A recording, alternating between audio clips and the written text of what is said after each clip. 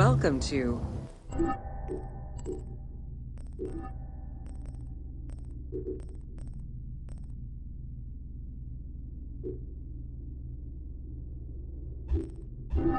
the Temple of Zeus in Cyrene. Facing east towards the rising sun stands the temple dedicated to the cult of Zeus. It was built sometime in the 5th century BCE. 70 meters long with 46 Doric-style columns, the imposing structure was the largest Greek temple erected in Africa. It was only slightly larger than the Parthenon and the Temple of Zeus in Olympia.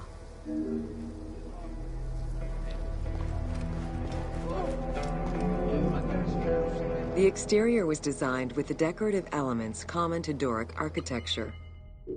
The dimensions of the columns were different, giving visitors an impression of uniqueness when viewing each facade.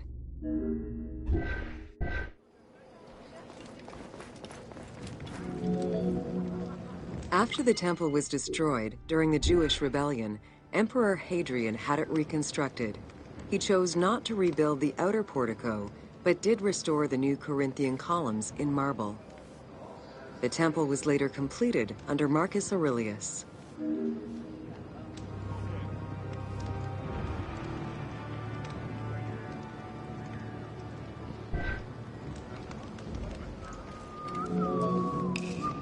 In the time of Augustus, a faithful but smaller imitation of the Olympian Zeus was used to be worshipped. Hadrian then installed a new 12-meter-high statue matching the Zeus in Olympia. It was made of chiseled marble with the head, arms, and feet carved in the round. Archaeologists confirmed that there was a monumental statue of Zeus in this temple, though experts remain divided on whether it was one of Zeus or one more specific to the cult of Zeus Ammon. The team elected to place a statue of Zeus Ammon in this location, knowing that Cyrene was central to the spread of this cult in the Greek Mediterranean area.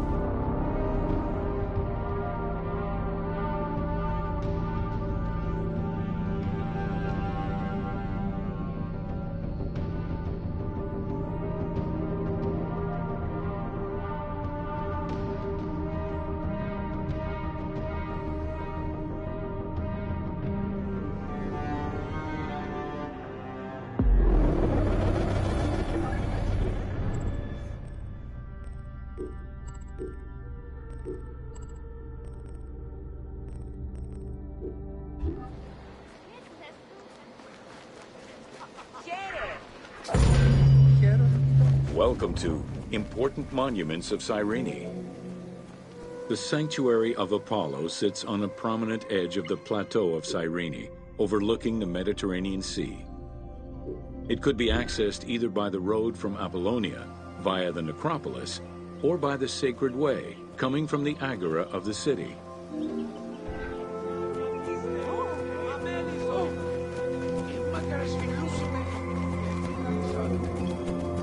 The abundance of temples and statues throughout the city reflect the various Greco-Roman and Egyptian cult influences over the centuries. Temples dedicated to Apollo, Cyrene, and Zeus stood alongside those of Ptolemaic gods, such as Serapis and Isis. Numerous fountains were decorated to represent other gods, including the city's namesake, Cyrene.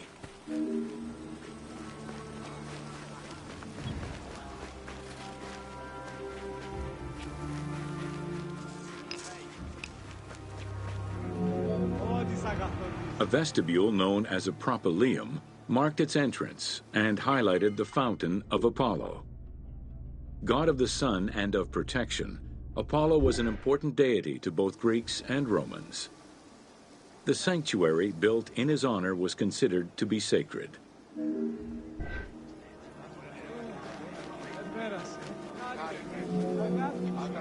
The imposing temple was built on a natural cornice, stretching more than 200 meters in length and roughly 50 meters in width, and was surrounded by a vast Doric colonnade. Sections uncovered by archaeologists indicate restorations to the columns were made between 115 and 116 CE.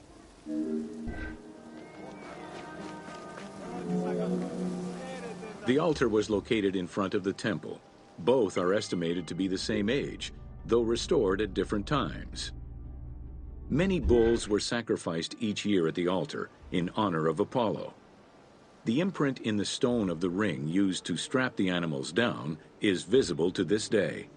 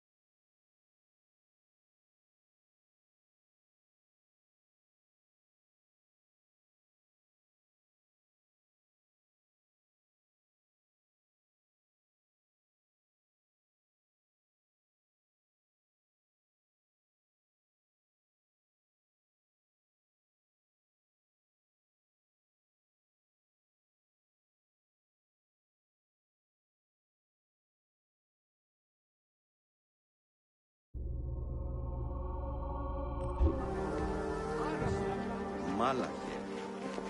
Χαίρομαι.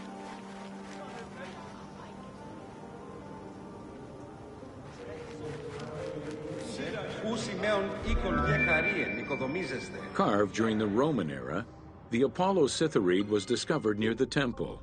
It is considered an important archaeological find. The statue of Apollo was in pieces when it was uncovered.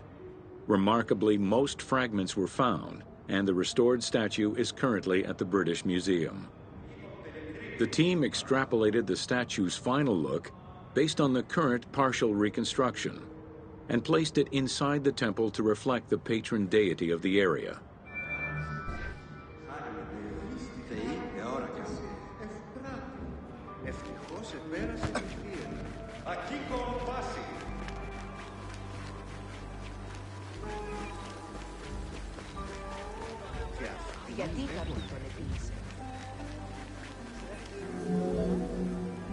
The amphitheater of Cyrene is located on what is known as the Terrace of Myrtosa, next to the sanctuary of Apollo.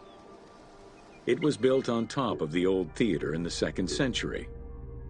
Originally used as a stage, the theater became an amphitheater once the taste for Roman gladiatorial entertainment reached the city.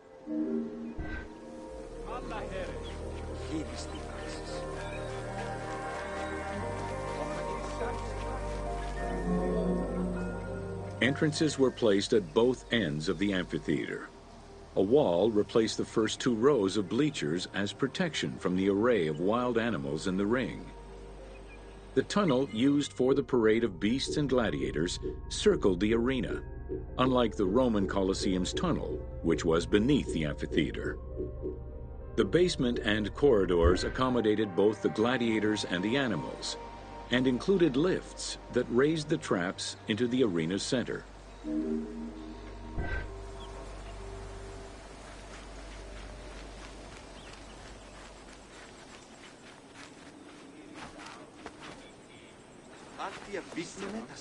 Το σύζυγο αγγελίες ότι πελθεράν ουδύναμιν εν το εστιν εσάφριον ηθίκνυντο.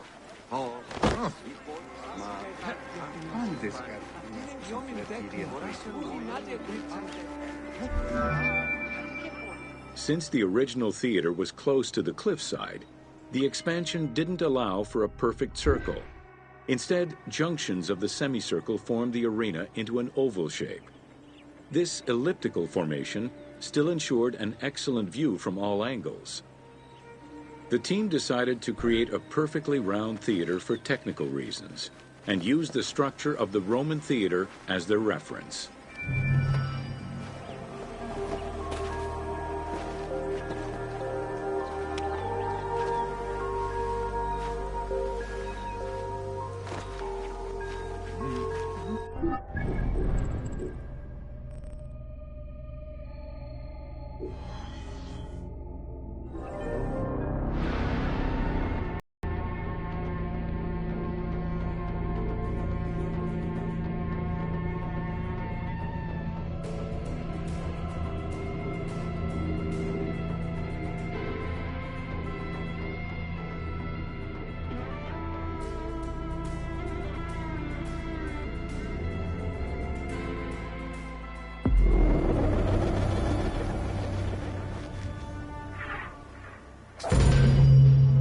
Welcome to the Acropolis of Cyrene.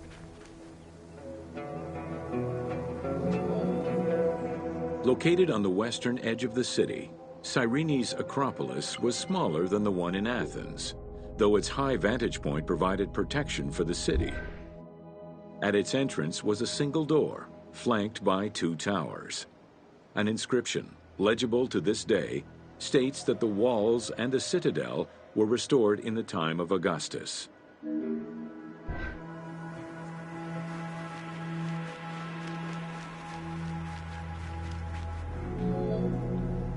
A number of statuettes have been excavated from the site, including one of Berenice, the daughter of Magus, the king of Cyrene, and half-brother of Ptolemy II. At the northeast tower, there is a sanctuary consisting of 2 small temples with a vestibule, and an altar believed to be that of Serapis and Isis. When the temples were excavated, Archaeologists found traces of fire damage. However, there are no indications as to when this fire occurred.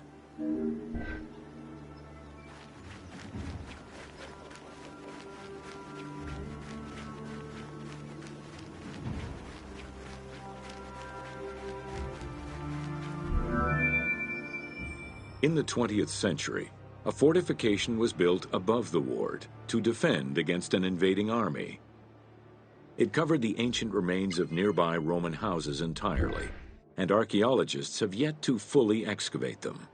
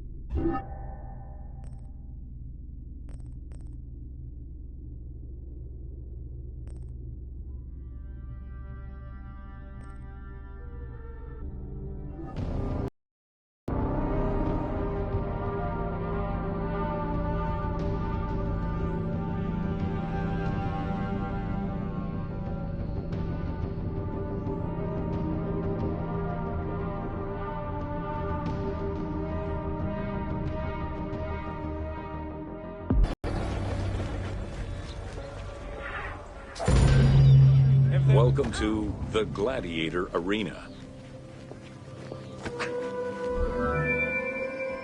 While gladiators would not perform in Cyrene until later in the Roman era, the team decided to include a gladiatorial arena for two reasons. First, they believed it was important to portray this aspect of Roman life.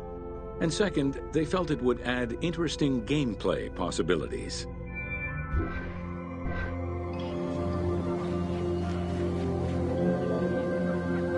The first gladiators to enter the arena were prisoners of war. It was a spectacle of violent clashes between men and against wild beasts that lasted nearly 1,000 years.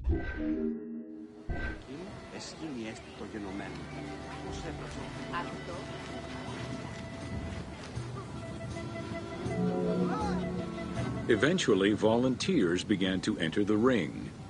For status and money, many of the more skilled combatants increased the quality of the entertainment. Thus, the profession of gladiator came to be. Bound by contract to the master of the gladiators, the fighters were fed, trained, and guarded in barracks.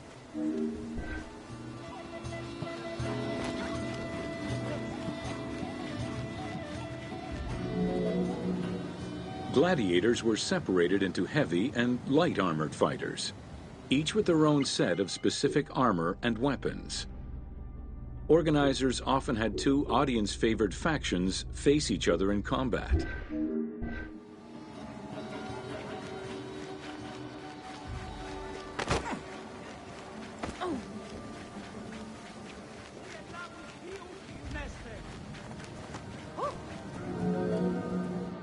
The events were highly organized. Fights were held with a background of music and supervised by a referee. Death, either in the course of combat or by decision, was not always the only way out for the loser. Several were released due to their performance and gained great notoriety as celebrities.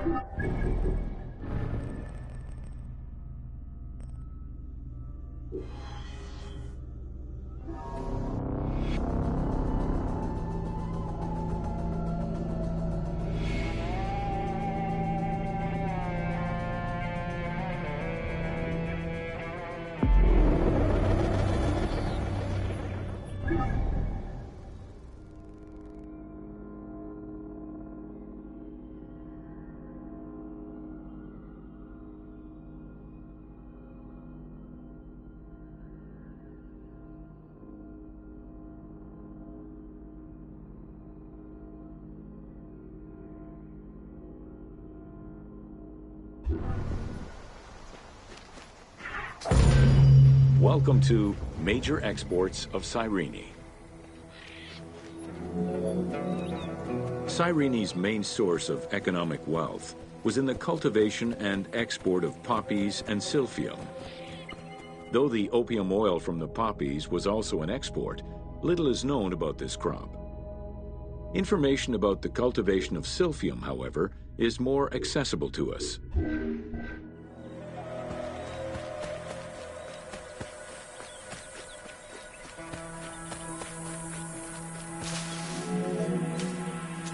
Silphium, with its yellow flower, was considered a gift from the sun god. Grown solely in this region near the Mediterranean Sea, silphium extract was exported at high prices and was so crucial to the wealth of Cyrenaica that it was depicted on their coins.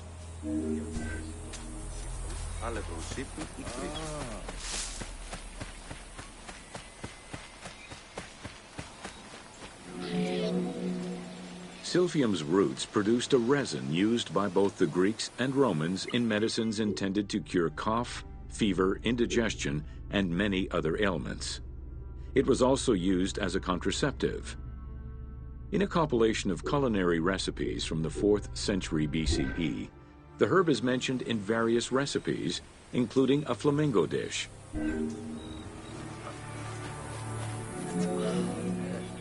High demand, overexploitation, and possibly a shift in climate all contributed to the eventual extinction of silphium. The last mention of it dates from the 4th century CE, and to this day, no traces of this plant have been identified.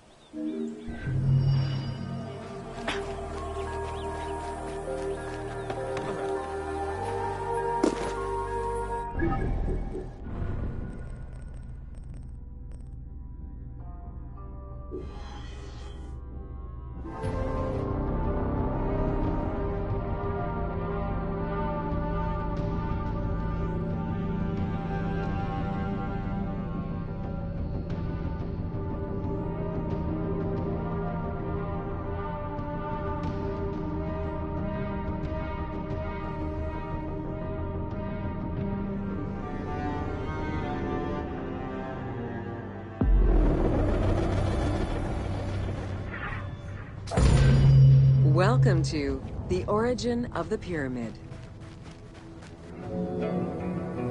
The origin of the word pyramid is controversial. Most believe that it originates with the Greek word pyramis, which referred to a bread of conical shape. Life and death in ancient Egypt were modeled on the cycle of the sun. The perfect shape of the smooth-faced pyramid became associated with the metaphor of the pharaoh transformed into one of the sun's rays in death. Pyramids represented the Benben, the primordial mound of the Heliopolitan creation myth. These stories permeated every aspect of Egyptian life to a greater or lesser extent.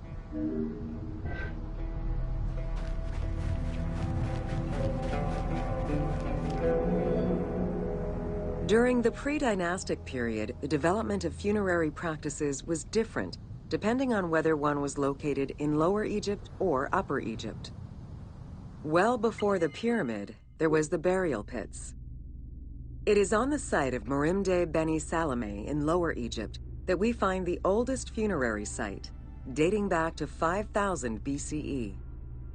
Study of the tombs revealed that the bodies of the deceased were deposited in a shallow grave, in a fetal position.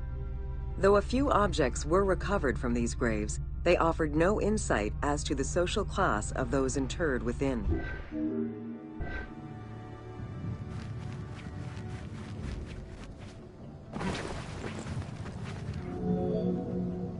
In Upper Egypt, pre-dynastic practices are easier to study, but reveal more complex funerary rites. They are divided into two cultural phases, Badarian and Nagada. The Badarian phase ranged from 4400 BCE to 3800 BCE. Small necropolises were discovered on the outskirts of villages, revealing the emergence of a funerary cult.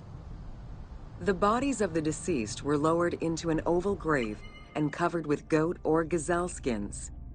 Items needed in everyday life were added alongside the body.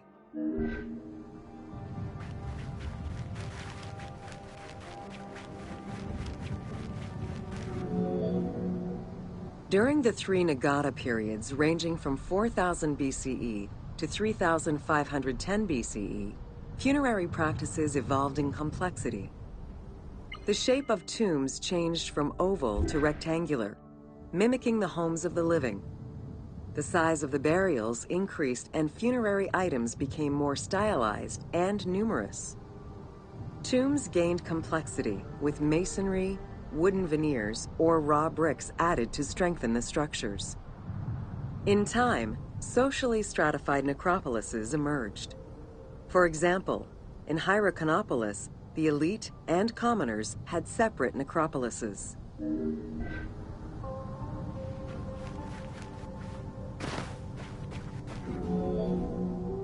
The term mastaba, meaning massive bench in dialectal Arabic, refers to a form of funerary architecture that was present in Egypt from the Archaic period to the Middle Kingdom. An evolution of the burial pit, mastabas were generally composed of two parts. A structure was built above the ground in the form of a massive rectangle with stepped walls, and a subterranean burial chamber was located underneath. Smaller mastabas often surrounded the much larger tomb of the king. These generally held the remains of the king's relatives and courtiers.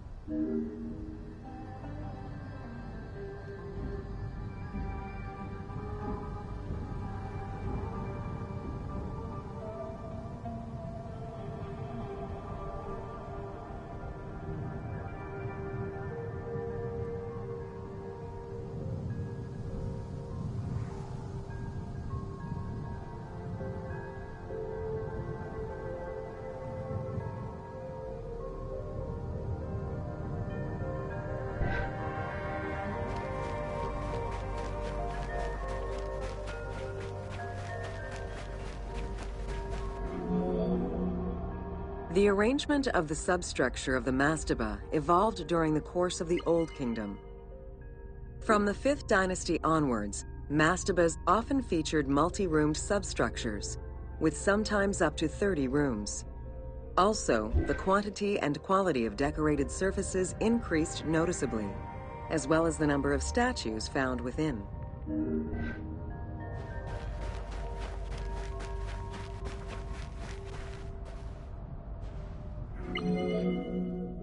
The 6th dynasty would see art used to its utmost. The entire surface of a mastaba would be covered in scenes of daily life, illustrating the prosperity of those lucky enough to comfortably spend eternity near the pyramid of a pharaoh. The best example of this type of mastaba is the tomb of Mereruka in Saqqara.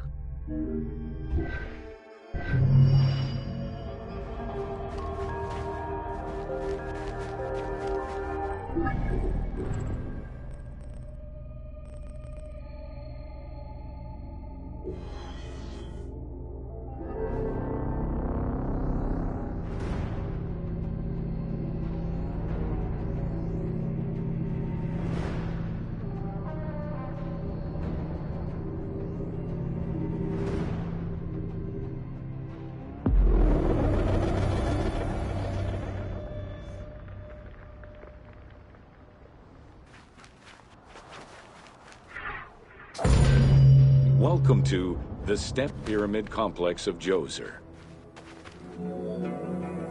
The Step Pyramid is at the center of an enclosed complex, comprised of temples, models of palaces, and artificial constructions, all built for the afterlife of Pharaoh Djoser.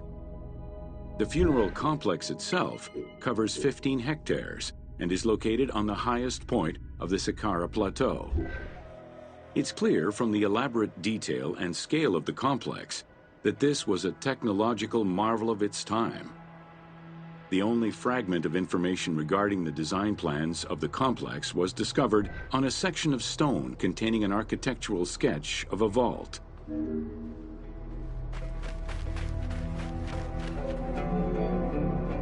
The Step Pyramid is the first monument built of stone. Standing at 60 meters high, it was the tallest of its time. Built 4,700 years ago, it was originally intended as a mastaba, which was a flat-roofed rectangular tomb. Its famous architect, Imhotep, may have felt this was too humble for the great pharaoh Djoser and began to add the steps.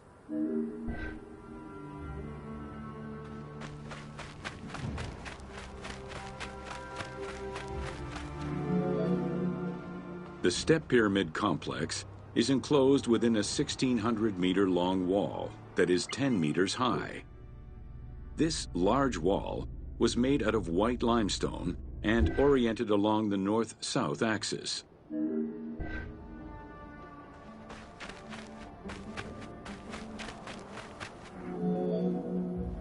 While there are 14 doors, only its eastern door was intended to accommodate the living.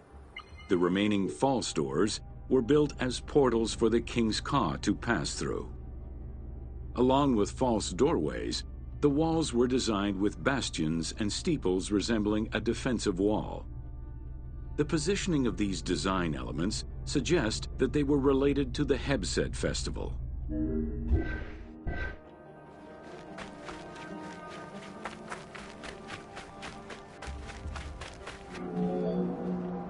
The only real entrance into the complex is at the end of a long, narrow passageway. This enclosure has a stone canopy carved to resemble wooden logs. At the end of the passage is a large opening. Meant to resemble a doorway, it has carved doors and hinges that are permanently open and immovable.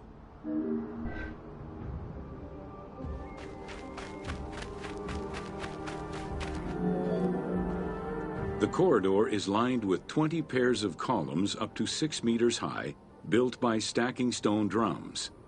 The completed facade was made to resemble reed stock bundles. Traces of red paint were found on the columns, along with black paint on the support walls. This would have had the effect of blending the walls into the shadows to give the red columns the illusion of standing on their own.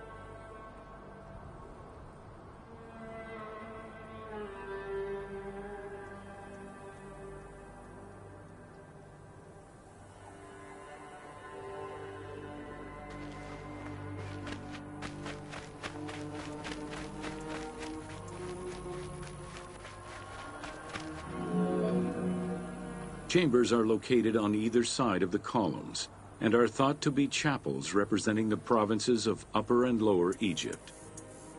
According to some Egyptologists, the arrangement of the rooms may be symbolic of jurisdiction and judgment.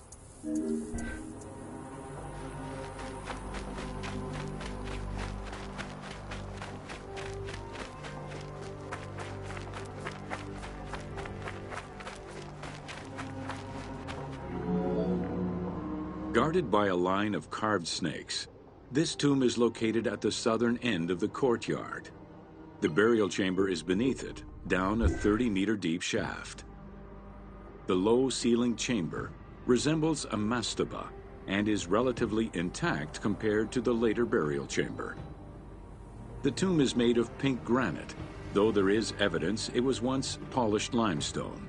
Too small for a body, it is possible that the tomb was intended for the king's ka, or to hold the canopic jars containing the king's organs. Later traditions in burials would have the canopic jars in the same chamber as the body.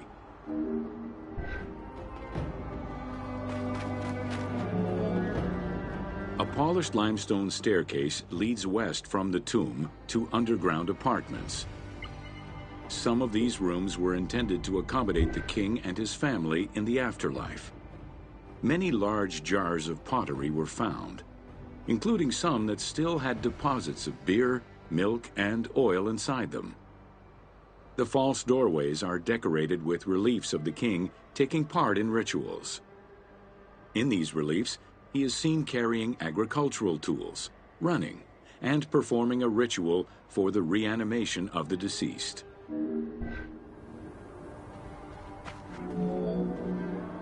The architect Imhotep chose stone as a building material in order for the complex to last. Following the completion of the initial mastaba, Imhotep devised a burial of more ambitious dimensions. He set about stacking mastabas on top of each other. Evidence shows that the pyramid was enlarged twice by additional cuts into the steps, eventually reaching 62 meters in height and 121 meters by 109 meters at its base.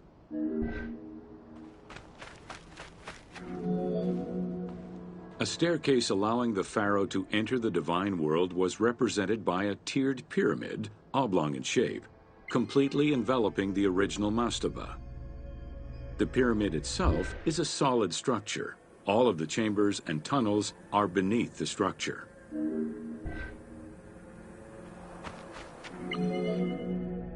Pharaoh Djoser the Sacred was the founder of the Third Dynasty. He ruled for 19 years. During his reign, he was known as Horus Negereket, divine of the body. He was given the name Djoser several centuries after his death as a sign of respect, and he is regarded as one of the greatest pharaohs of Egypt. An apocrypha was drafted in his name during the Ptolemaic period, 2,500 years after his death.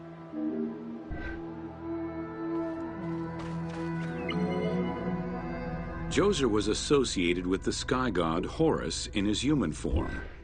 A plinth near the step pyramid is inscribed with his name and associated with Horus. He was the first to reside in Memphis, making it the central hub of government for the region. Djoser was known to have built many temples and monuments before the complex at Saqqara. The funerary complex was the first of its kind and would mark Djoser's greatest architectural achievement.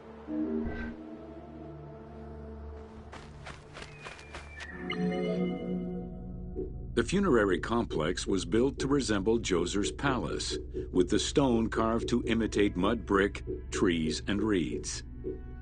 Creating these details and softer textures in hard stone would have been a time-consuming, labor-intensive task. Much of the complex is designed to accommodate the Hebsed festival, allowing the king the ability to affirm his rule even in the afterlife.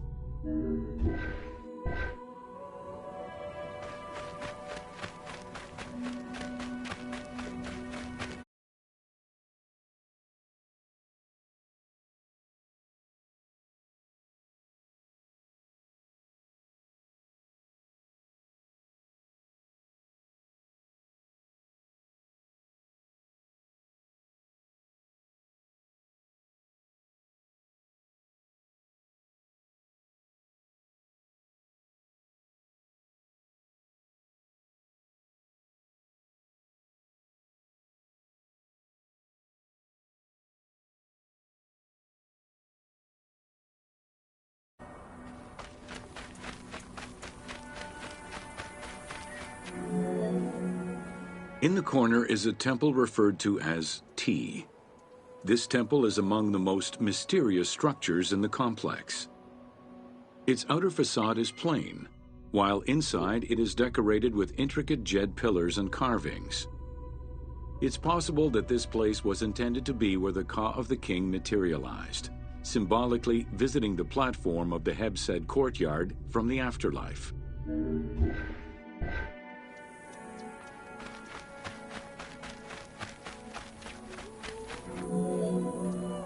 The Hebsed festival enabled the pharaoh to maintain universal order and renew godly powers. Through a series of trials and religious rites, such as dance, offerings, and visiting the sanctuaries of various deities, the ruler's vital force and divine nature was confirmed. The celebration was meant to represent the ruler's jubilee and would take place every 30 years, though the deadline was not always followed. The earliest known ritual dates from the First Dynasty.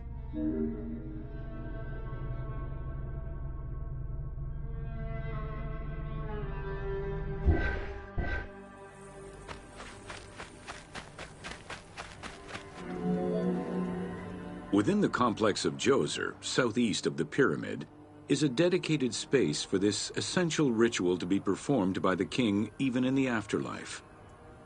The Hebsed courtyard is lined with false chapels and equipped with a platform featuring 2 staircases meant to represent Upper and Lower Egypt.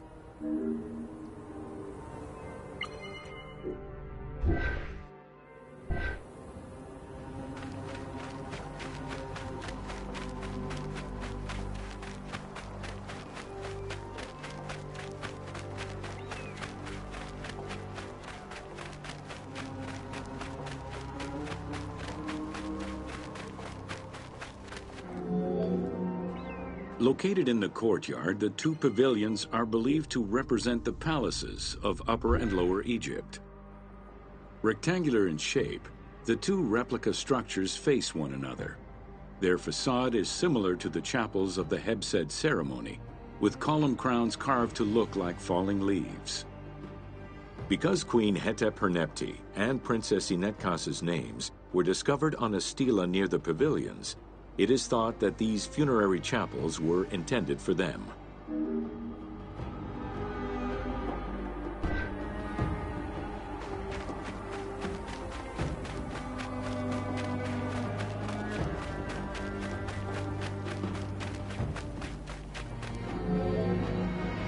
The funerary temple is on the north side of the complex, facing the stars where the deceased ruler was believed to travel after death. Within this temple was the pharaoh's serdab, or cellar. It is a small, enclosed space with one wall sloped to match the first step of the pyramid.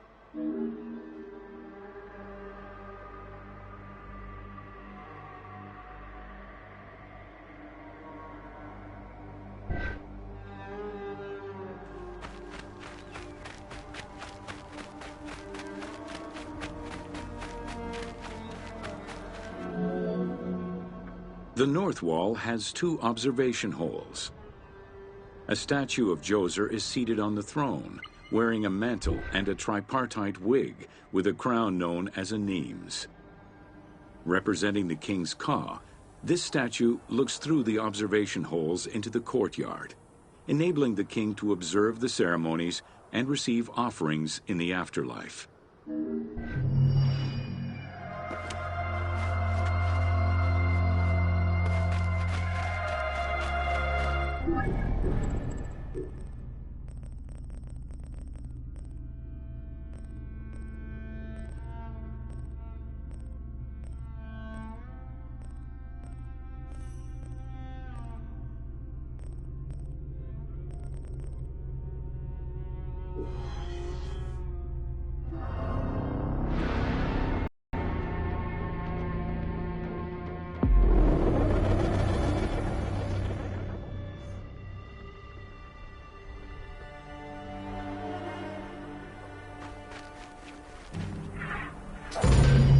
Welcome to Inside Djoser's Step Pyramid.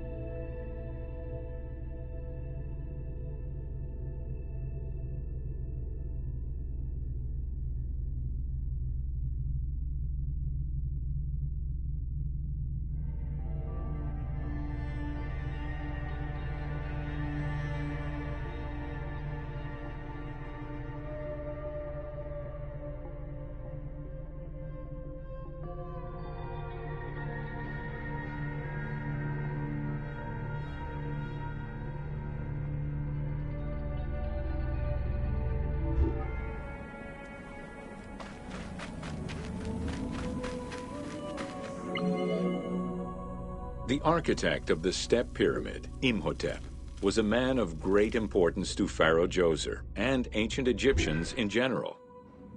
The base of a statue of Djoser, discovered in 1926, celebrates Imhotep as a carpenter, sculptor, stonemaker, and chief of the seers.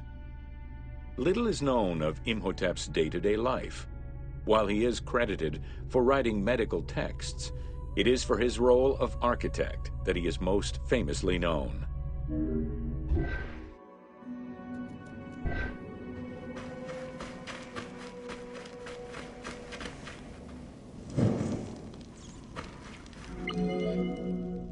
From the design of the pyramid to the elements within the complex itself, Imhotep set out to create something that would immortalize his king. An architectural achievement, the Step Pyramid was made from stone blocks instead of mud brick. It was the first time Egyptians built a monument of that height. Imhotep explicitly intended for the stone to reflect natural materials. The funerary complex of Djoser remained famous throughout the centuries and millennia, and its great architect, Imhotep, was deified by ancient Egyptians during the late period.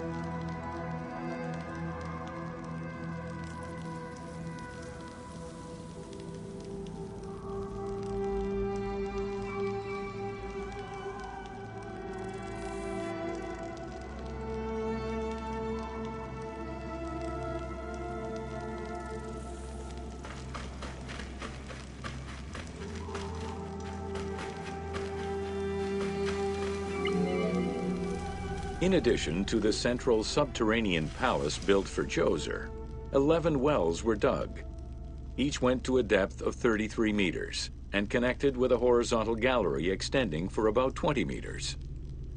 The first 5 galleries were intended for members of the royal family.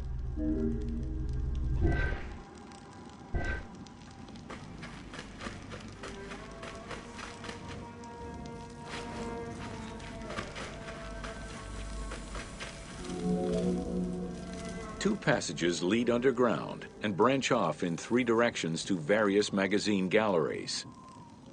This vast underground space accommodated sections for storage and ceremonial offerings. One of the tunnels, starting on the east side of the pyramid, contained 40,000 stone vessels, many of them belonging to the king's ancestors.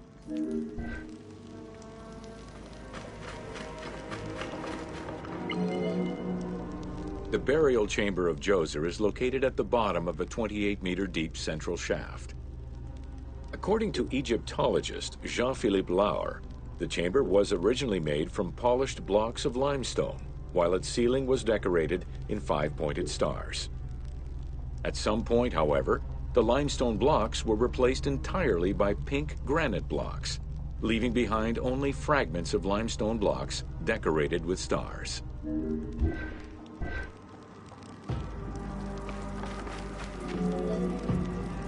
At the foot of the chamber are many tunnels going in all directions. This maze of tunnels, galleries, and chambers stretches over 5 kilometers. There are a number of dead ends and false doors. They may have been intended for the afterlife, rather than to fool thieves.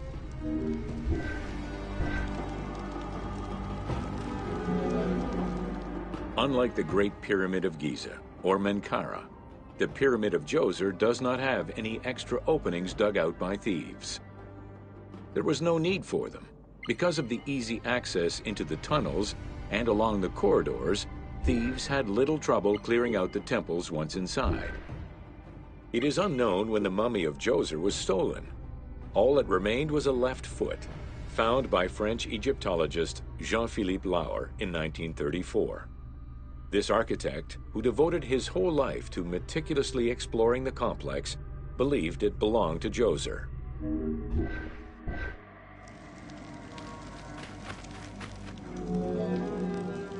The pharaoh's apartments, also known as the blue chambers, are decorated with blue-green tiles meant to imitate the reed matting that covered the walls and windows of his palace. The stone is carefully curved and painted to look like the rolled mats of open doorways and curtains.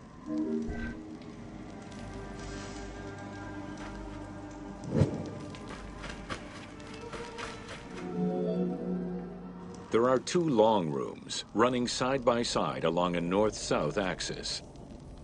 The south room has false doors separated by stone panels, while the north room is a corridor which allows access to side chambers. Nearby chambers originally housed the pharaoh's treasures.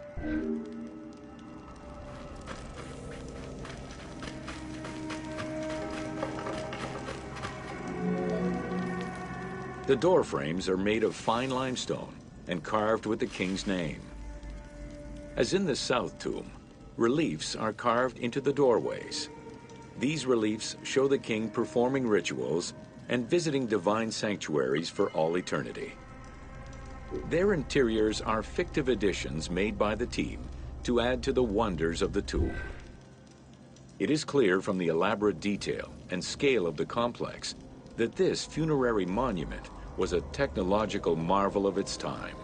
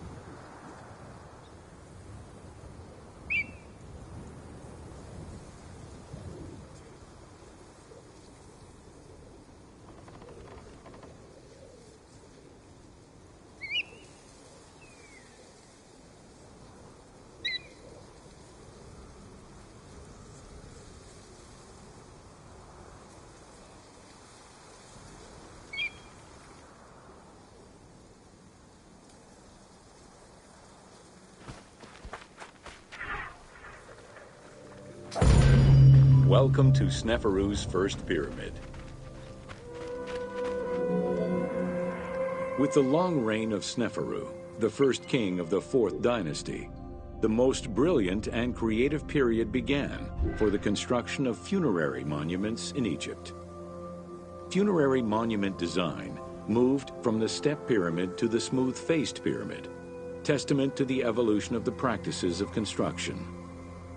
The first attempt at this design was the Pyramid of Meidum.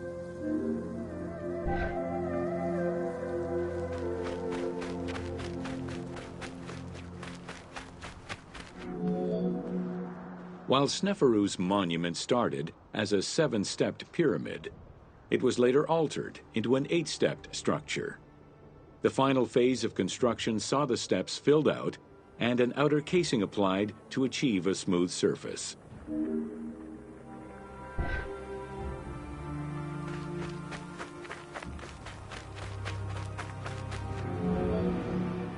The smooth dressing of the walls did not provide sufficient bonding, however, and the outer casing did not rest on sound foundations. As a result, the bases of the 4 outer buttress walls gave way, causing the walls to slide down and collapse. While the Meidum Pyramid was abandoned due to design flaws, it showcased other innovations that would impact all future pyramid designs.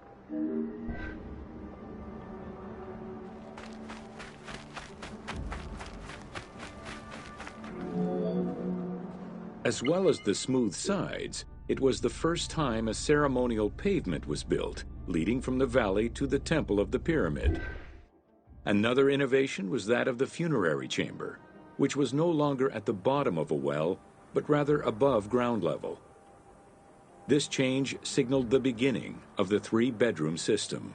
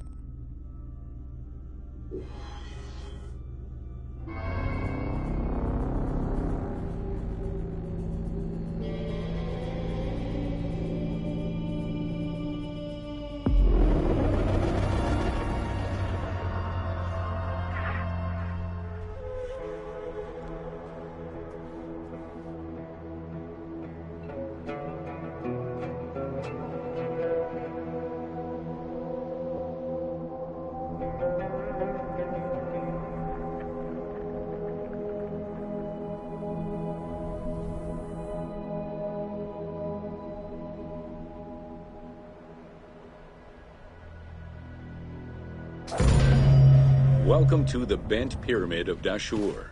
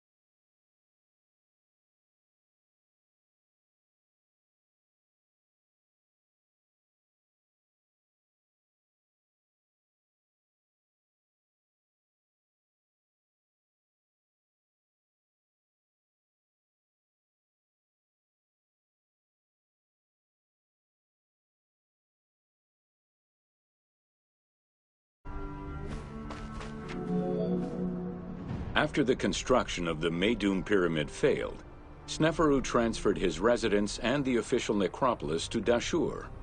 There he began construction on his second attempt at a funerary monument. The resulting structure, known as the Bent Pyramid, is the only one of its shape in Egypt.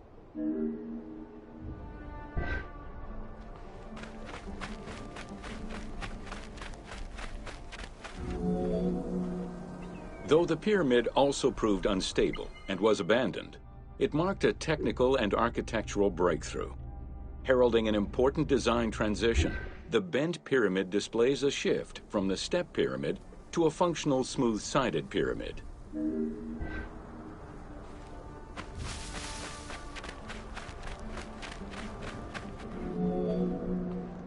The Bent Pyramid was unique in having two separate entrances, one on the northern face and another on the western face. The chamber of this pyramid was too small for a human burial. It was probably meant for the burial of a statue designated to house the Ka, the vital spirit of the deceased king.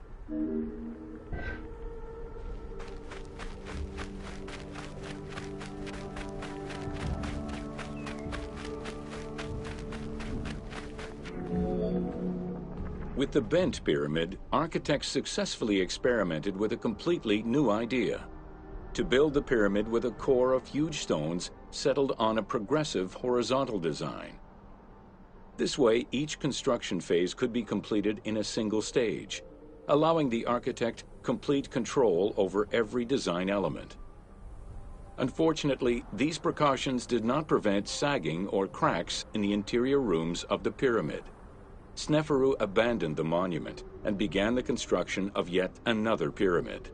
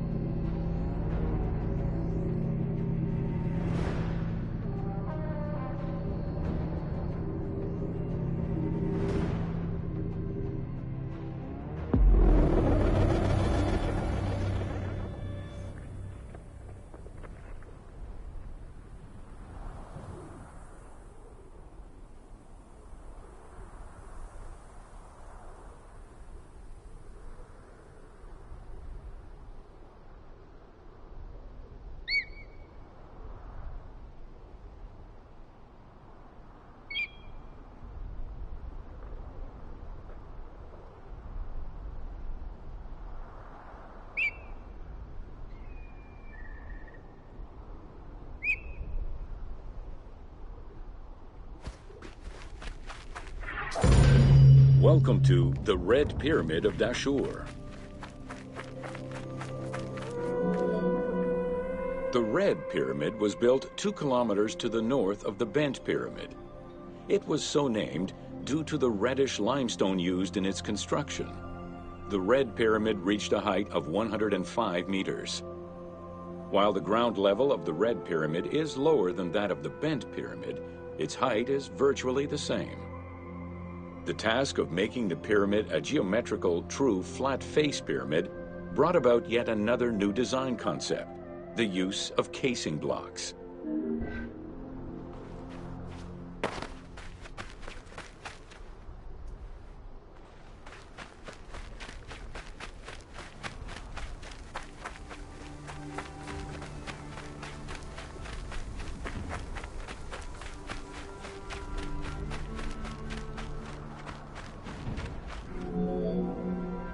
The descending corridor of the pyramid, which opens to the north, arrives at ground level, where 2 almost identical spectacular chambers with high ceilings are aligned north to south and connected by a short horizontal passage.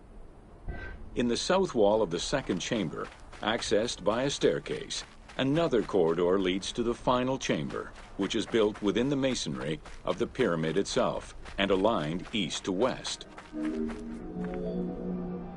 The annexes of the Red Pyramid consist of a small funerary temple located to the east. A causeway presumably ran due east from the temple, but it has yet to be excavated.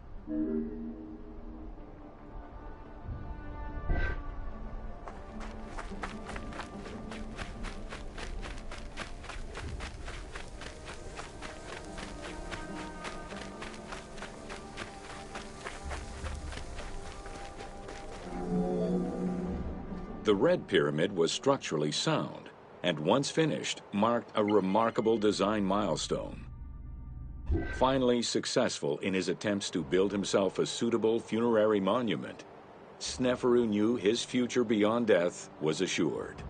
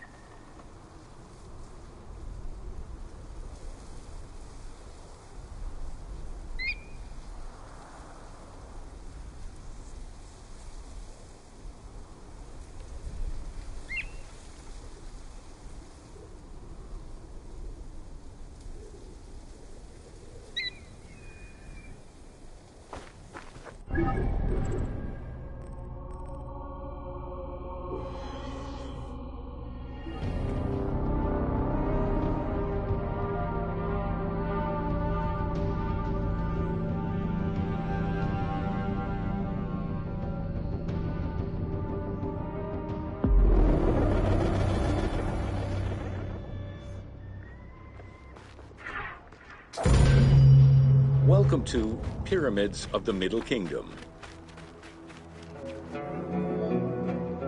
During the Middle Kingdom era, the powerful rulers of the 12th dynasty resumed the tradition of elaborate pyramidal tombs. For example, Amenemhat I built a funerary complex in Lisht, and Senusret II selected the Elahun site in the Fayoum. Amenemhat II and Sesostris III, however, cast their favor towards Dashur. Amenemhat III built a pyramid there as well before moving to Hawara in the Fayoum.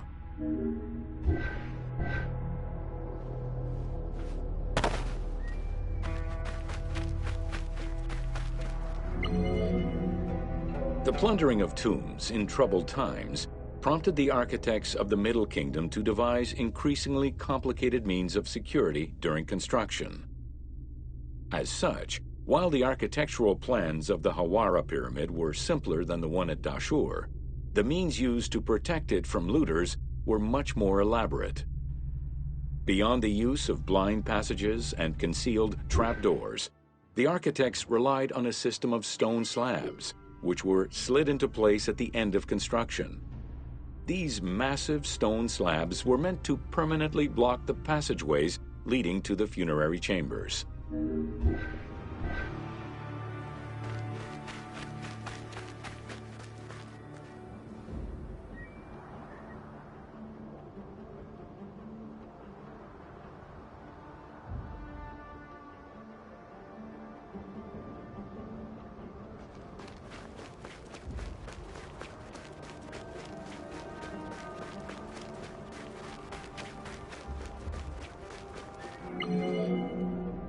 The kings of the 13th dynasty began building their pyramids at Mazguna, south of Dashur, then moved on to Fayoum and Abydos.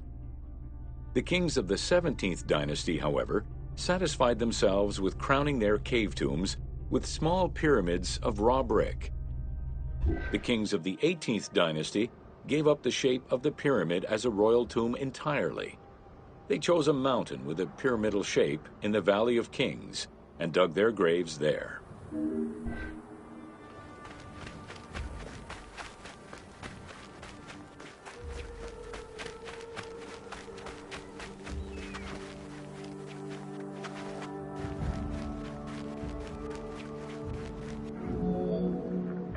It was not until the Nubian pharaohs of the 25th dynasty that kings were once again buried under pyramidal tombs. In fact, today, the area of ancient Nubia, modern Sudan, contains a record number of 220 known pyramids to Egypt's 138. Despite their slow decline in use and quality, pyramids continued to fascinate all and sundry up to the Roman era. They remain to this day a symbol of the religious dedication of the pharaohs and the grandeur of ancient Egypt.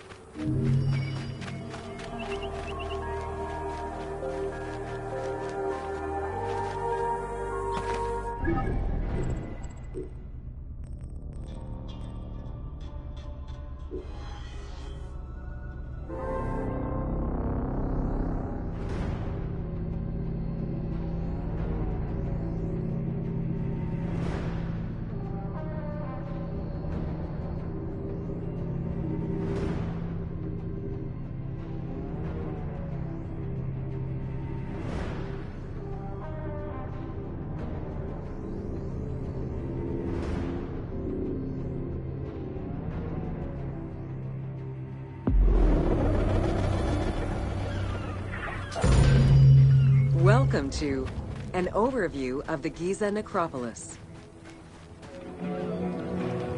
The Giza Plateau is located on the west bank of the Nile and was considered by ancient Egyptians as the domain of the dead.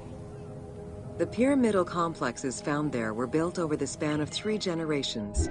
during the reign of Khufu, Khafre, and Menkaura.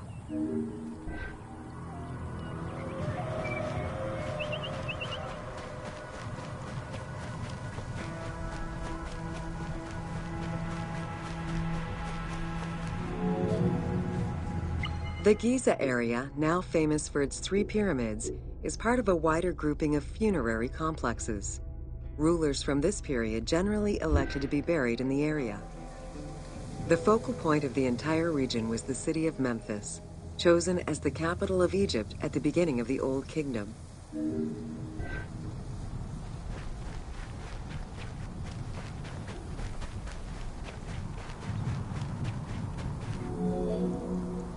The placement of the Giza monuments, and particularly that of the pyramids, followed a practical yet strict alignment.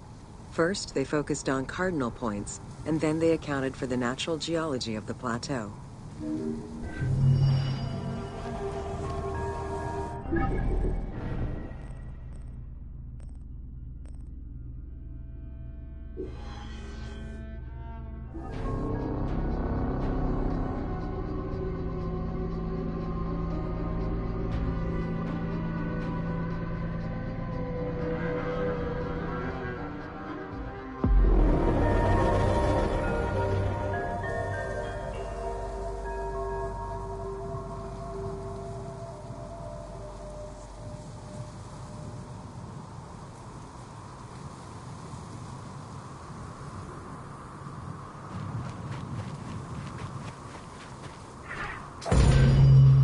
Welcome to A sphinx was originally meant to be a personification of the king.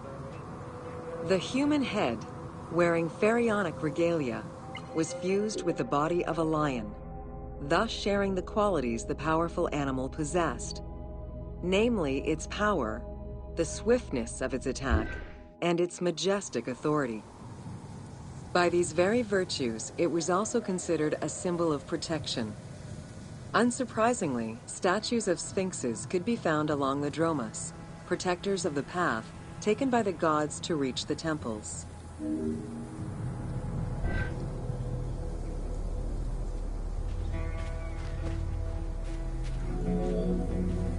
Over the centuries, enthusiasts and historians alike have wondered, who built the Sphinx? For what purpose? And who does it represent? These questions remain unanswered. Several theories do exist, however, some more credible than others. One theory supposes that Jedefre chose to pay homage to his father Khufu by building the Great Sphinx of Giza. The stone temple on the eastern face of the Sphinx would have been added later on by his brother and successor, Khafre, in order to strengthen the divine worship of their father. It would be the first Egyptian temple oriented with the sun.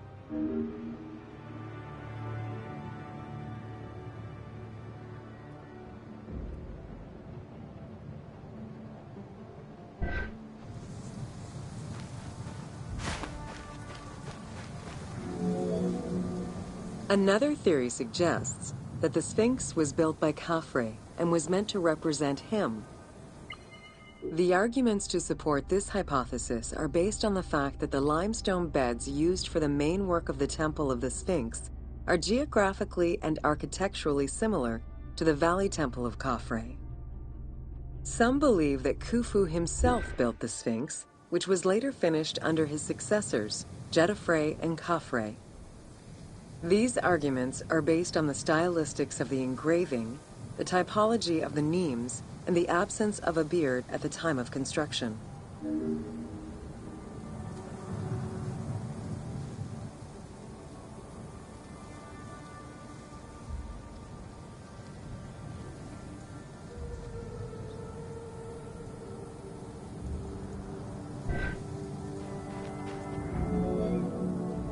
While ancient Egypt as a whole leaves a rather monochrome vision of its monuments and statuary, it is vital to understand that in ancient times, absolutely everything was painted. The sun, eating away at the pigments of the colors, the sand, the climate, and the implacable impact of time, unfortunately destroyed the glorious colors of the Sphinx of Giza. Documents from an Arab Egyptologist of the 12th century, Abd al-Latif al-Baghdadi, indicate that traces of red were still visible in his time. Today, however, the only color that remains are traces of red close to the ears of the Sphinx, as well as hints of blue and yellow on the nemes, traditional colors for that type of headdress. The pigments for the color red were man-made, obtained by mixing different products such as clay, quartz sand, and very finely crushed hematite.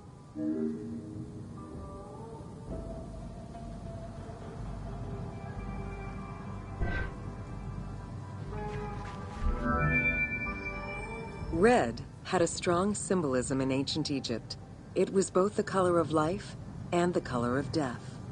It could represent the sands of the desert or the brilliance of the sun. Red was also associated with the god Seth, vengeful and destructive. The Egyptian word for red, deshur, is also the word which was used to signify the desert, or the royal crown of Lower Egypt. In art, red was also the color used to paint the bodies of men, while yellow was used for women. It is possible that there were also color restoration efforts during the Saite period about 600 years before Cleopatra's rule, as indicated by notes on the inventory stele, discovered in 1858 by Auguste Mariette. It is because of this that the team made the decision to display it with its full range of colors, even though the Sphinx's colors would have likely faded by Cleopatra's time.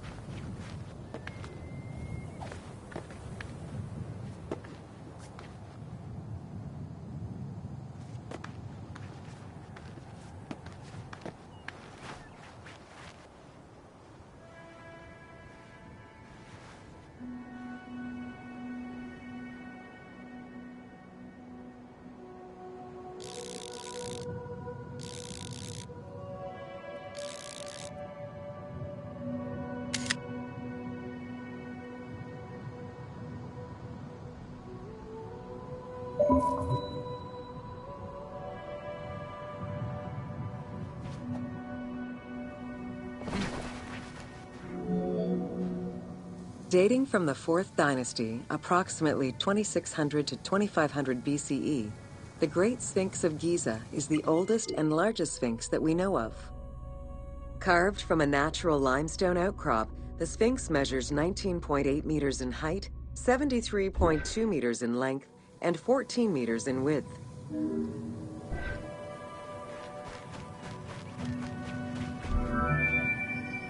In order to bring polish to the imposing monument, several blocks of limestone were added after the initial construction phase. Since then, there have been numerous attempts at preservation. The polish present in the game integrates some aspects of modern restoration attempts. The team made this choice to present a more iconic version of the Sphinx of Giza to the player. Today, the Sphinx is called the Terrifying One. This appellation is translated from its Arabic name, Abu al-Hal, which in turn was derived from Baluba in Coptic.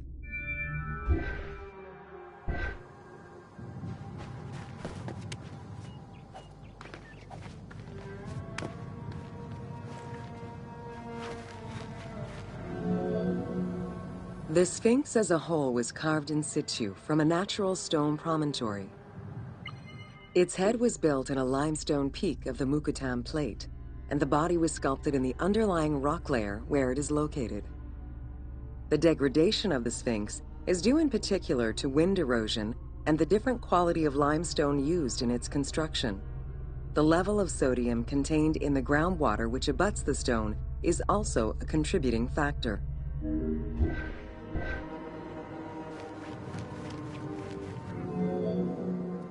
The natural bedrock is seen through the oblique natural strata of the Sphinx's body that are similar to the surrounding limestone.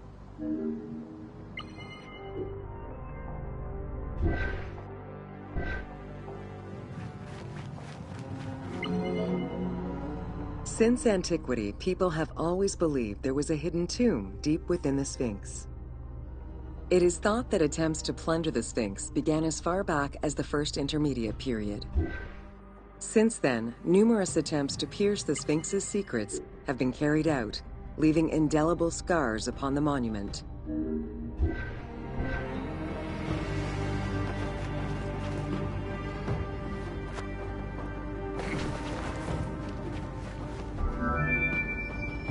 "12 meters long and cut during pharaonic times, another entrance in the back of the Sphinx aroused curiosity. Although Thutmose IV attempted to seal it off, it was possibly reopened by treasure hunters. It was rediscovered by Howard Vyse and mapped more recently by Mark Lehner. This entrance at the back of the Sphinx leads to different cavities of a few meters each, in directions going inside the statue's body and under the surface.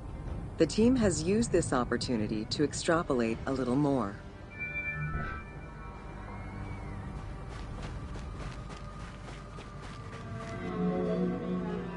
While there have been no major discoveries pertaining to the Sphinx of Giza in recent years, theories and hypotheses continue to emerge. Without validation provided by archaeological sources, however, they remain unsubstantiated.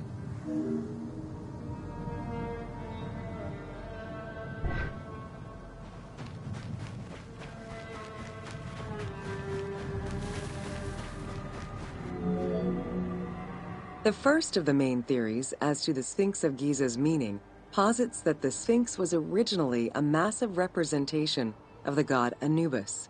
Its principal arguments are that the head of the Sphinx is disproportionate compared to the size of its body.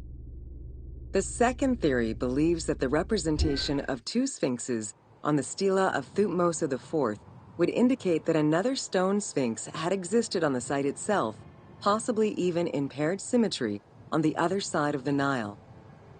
However, neither of these theories can be verified in any way.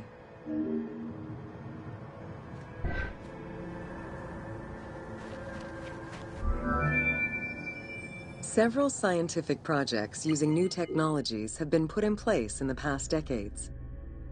The most important was led by Mark Lehner and his team, who specialize in the study and survey of the Giza Plateau, including the Sphinx site. The mapping made it possible to see the materials used to construct the Sphinx, analyze the different layers of erosion, and figure out the most fragile areas to protect. After a few attempts at giving the Sphinx artistic proportions, the team instead decided to use photogrammetry mapping to faithfully reproduce the proportions of the Sphinx.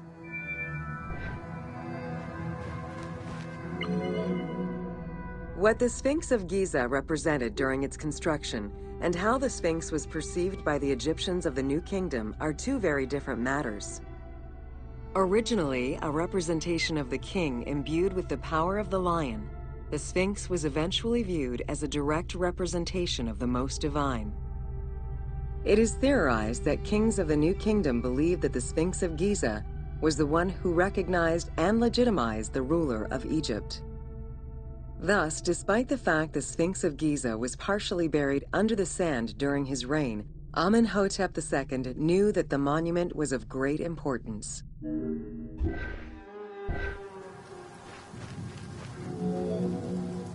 Amenhotep II built a second temple dedicated for the Sphinx as Horemakhet to pay homage to Khufu and Khafre, his predecessors. It became a common habit for this dynasty to spend time with their royal courts at the Sphinx. Its sanctuary became known as Setepet, the Chosen.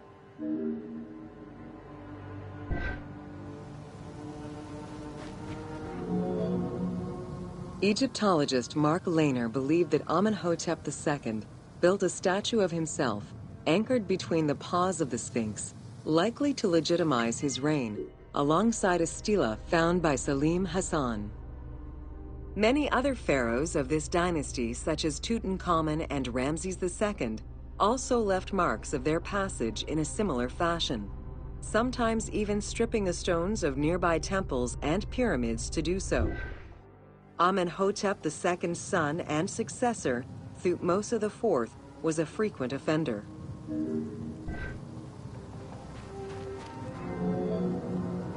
While sleeping between the Sphinx's paws, the future Thutmose IV saw in a dream the god Horamakhet proclaiming his coming accession on the throne of the two lands. This was, of course, on the condition that he remove all of the sand covering the Sphinx, which stood guard as the personification of the god, and should thus never be engulfed by the sands of the desert.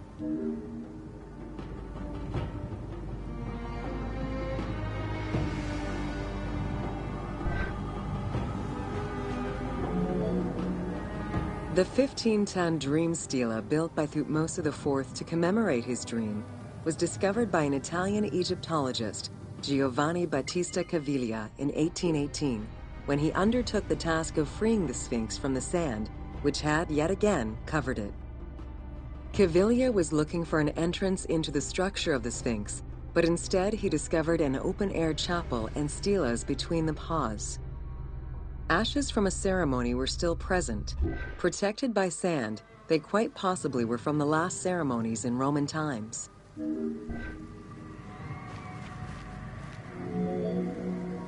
That same year, Caviglia discovered fragments of the Sphinx's beard that had probably been added during the New Kingdom. If many of these pieces are held by museums in Cairo, a fragment is displayed at the British Museum, along with a piece of the uraeus that was on the Sphinx's headdress. It is believed this fragment of beard was possibly kept in place thanks to the statue of Amenhotep II, which was supposed to be located under the head of the Sphinx.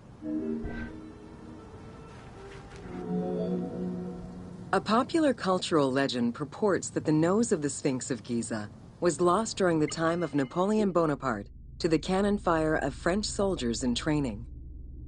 However, engravings from before the time of that campaign already depicted the Sphinx without a nose, indicating that it had been removed before the French campaign.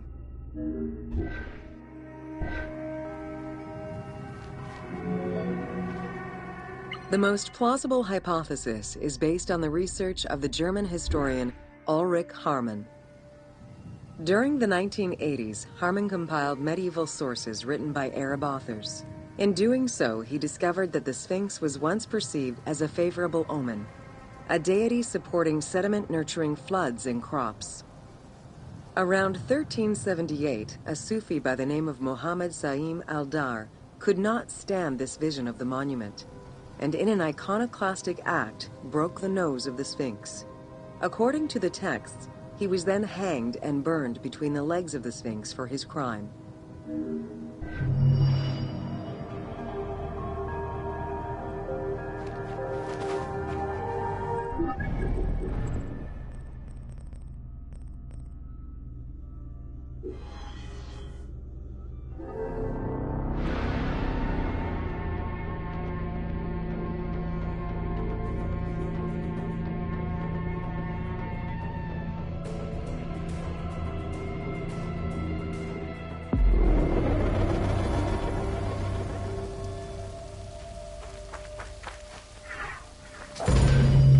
Welcome to Khufu's funerary complex.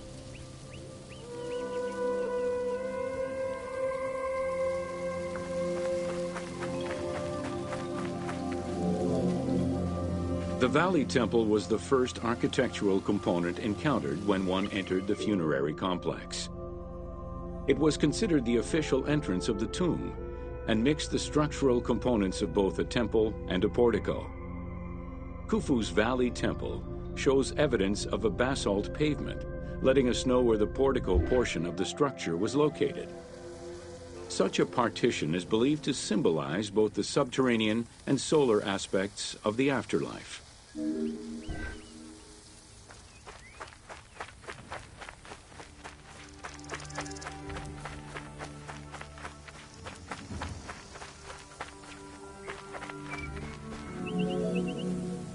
Khufu's causeway ran from the floodplain up to the plateau, linking together the Valley Temple and the Mortuary Temple. A traditional causeway presented itself as a paved path, enclosed by walls and often roofed.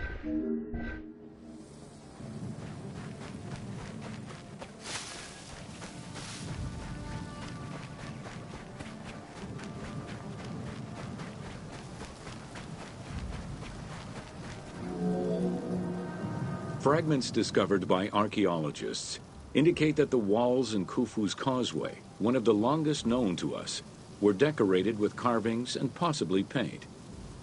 Depictions show a great variety of themes: stars on the ceiling, accompanied by scenes of battles on the walls. Other engravings depicted the creation of the complex by illustrating craftsmen at work.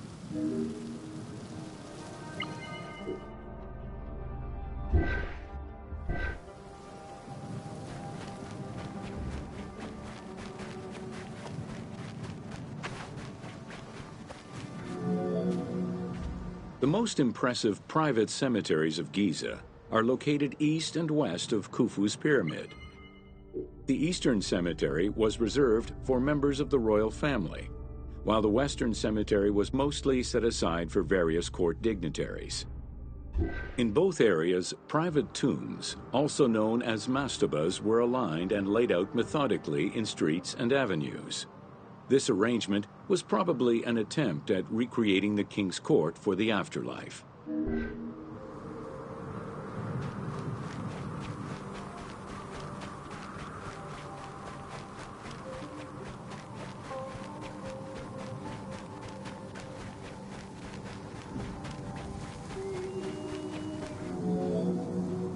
To the east of Khufu's pyramid reside three smaller constructions, the three Queen's Pyramids.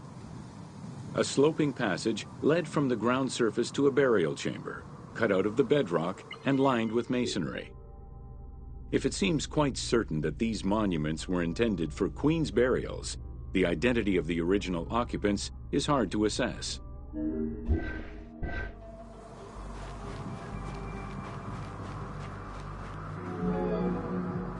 The northernmost pyramid was most likely meant for Queen Hetepheres, who is believed to have been Khufu's mother.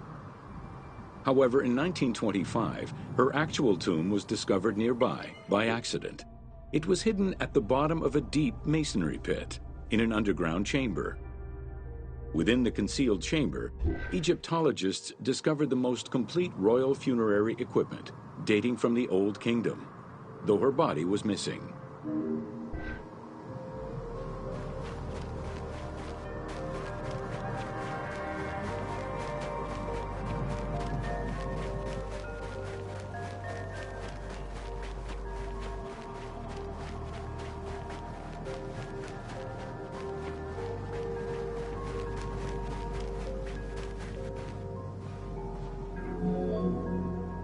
Within the vicinity of Khufu's pyramid, Egyptologists have uncovered 7 boat pits.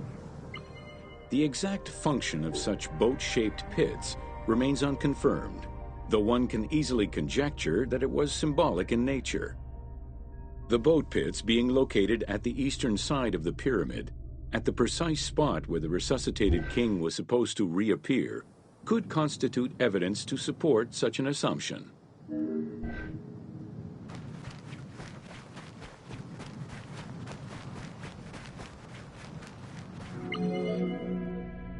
The 2 southern boat pits, each covered by a roof of huge limestone slabs, were discovered in 1954 by Kamal al-Malak, an Egyptian Egyptologist. Only one of them had been opened. 1,224 boat parts made of cedar wood were retrieved one by one and patiently reassembled by the master restorer Ahmed Youssef. This process took 28 years. Youssef worked by following lines of mortise and tenon joints and by stitching parts together with vegetable ropes, all in order to keep the design as authentic as possible.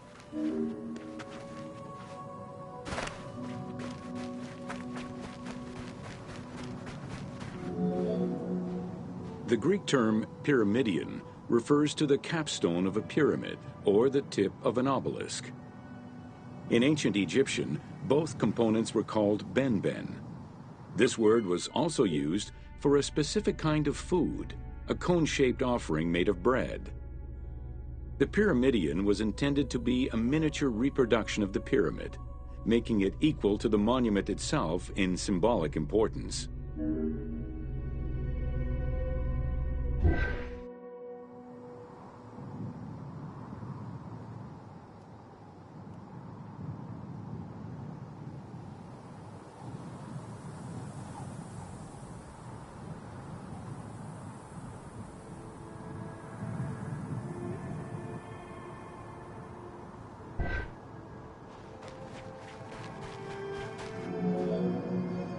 A few pyramidia have been retrieved from pyramidal complexes.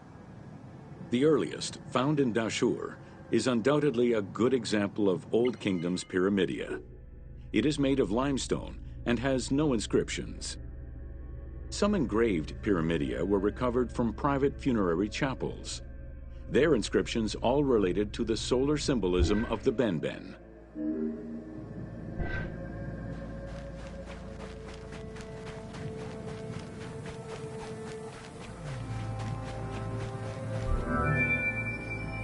The pyramidia of the pyramids of Giza were never recovered. The reconstitution you see in the game is fictive, incorporating a golden pyramidion bearing inscriptions relevant to Khufu.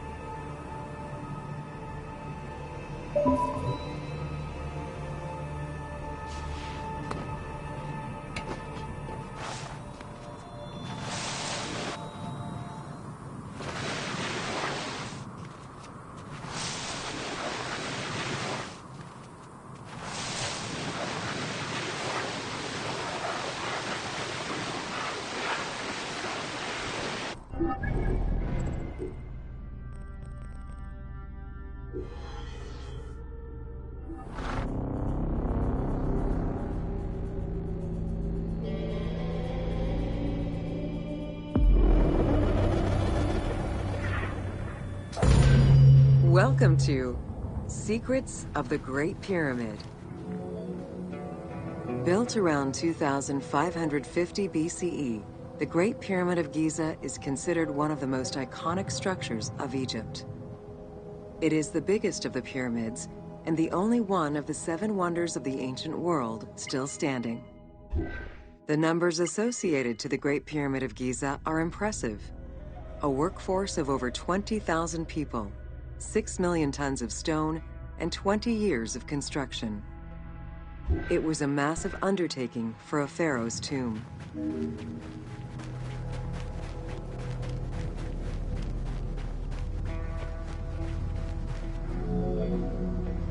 The construction of the Great Pyramid was also a display of power and opulence on the part of Khufu. It is part of the pharaoh's vast funerary complex, which also includes 2 temples, 3 satellite pyramids, a causeway, and a builder's necropolis. We can guess that the intent behind the construction of these monuments was Khufu's way of declaring himself one of the most powerful pharaohs to rule a unified Egypt.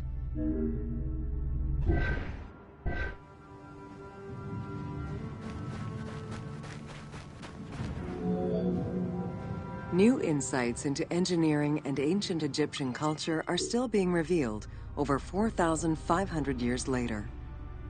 For example,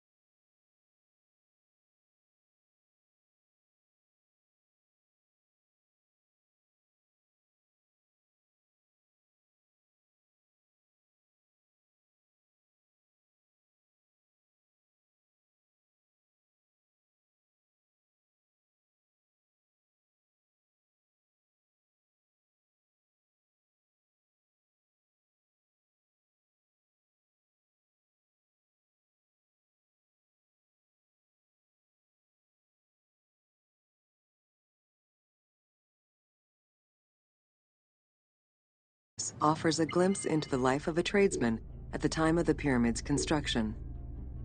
Also, a logbook belonging to a team leader during the building gives details on the craftsmen, their work schedules, and the raw materials required.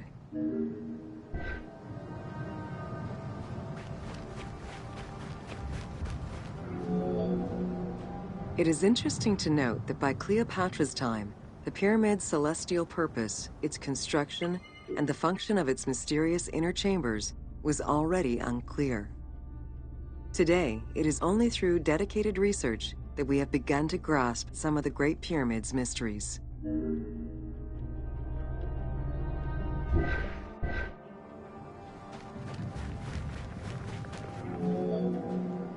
The Egyptians had polished their design for centuries by the time work on the Great Pyramid began. Intended as a tomb for Khufu, the Great Pyramid's structural design has been considered to be nearly perfect by engineers and historians ever since.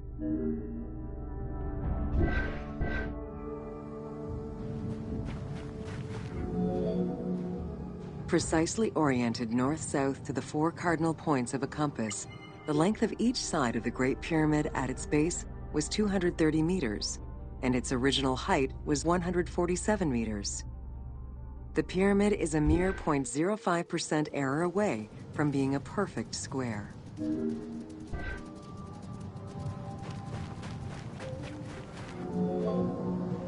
In order to achieve the shape of a true pyramid, the design required many considerations in the planning phases as well as precision during execution. It was especially critical that they control the angle of inclination on all sides at every stage of construction.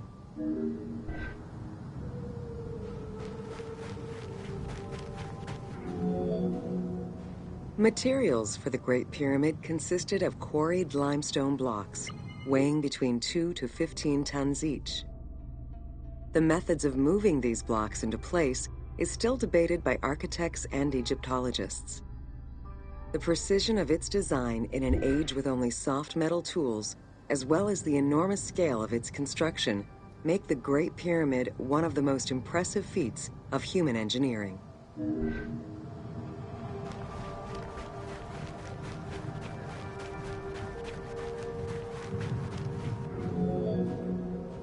It's estimated that it took between 600,000 and 2 million blocks of stone to build the Great Pyramid. Experts calculate it would have required men to move 12 blocks every hour around the clock for 20 years to place the 2.3 million stones the monument is made of.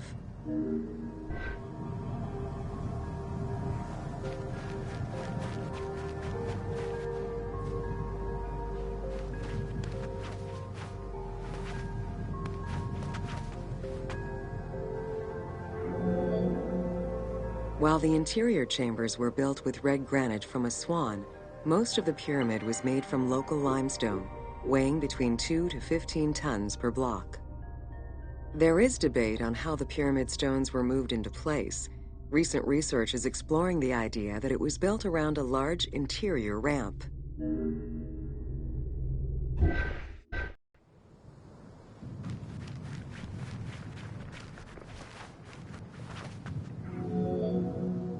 The recently discovered logbook confirms that the high-quality limestone of the outer casing was brought by boat across the Nile from a quarry in Tura.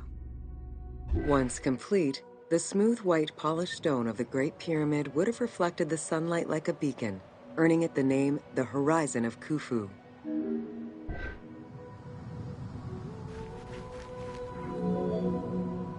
Over the centuries, thieves and travelers attempted to access the Great Pyramid numerous times. Ancient writings describe details of its interior, proof that some made their way within, though who gained entrance first and when is unknown.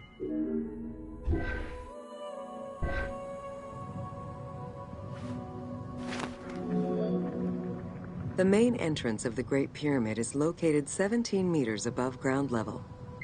It faces north, likely in order to align with the North Star.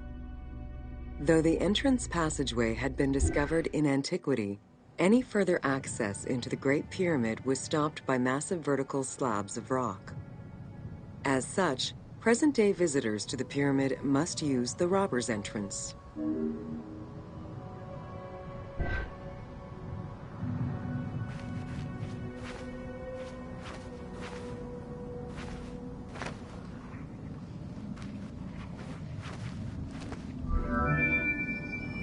The robber's entrance is reported to have been opened in the 9th century by Caliph al-Mamun.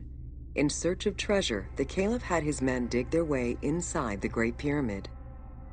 The most likely scenario is that they enlarged a corridor which had been created by tomb robbers during antiquity. As such, this is how the team can justify access to this wonder.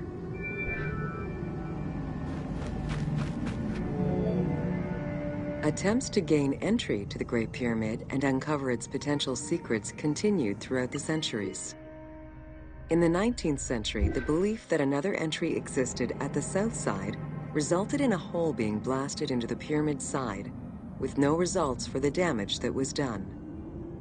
While the search is still ongoing today to uncover more hidden rooms and passageways, Conservation is the primary concern of all such efforts.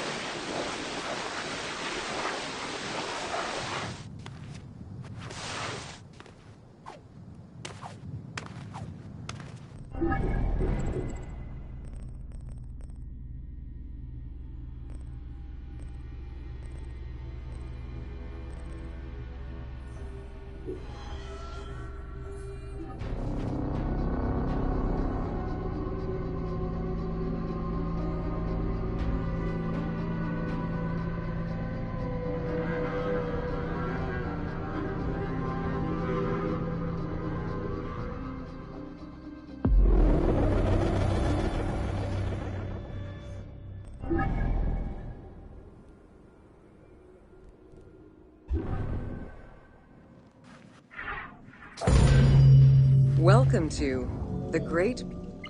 From the original entrance of the Great Pyramid, there is a passage leading to the subterranean chamber. Its walls were carved out of the existing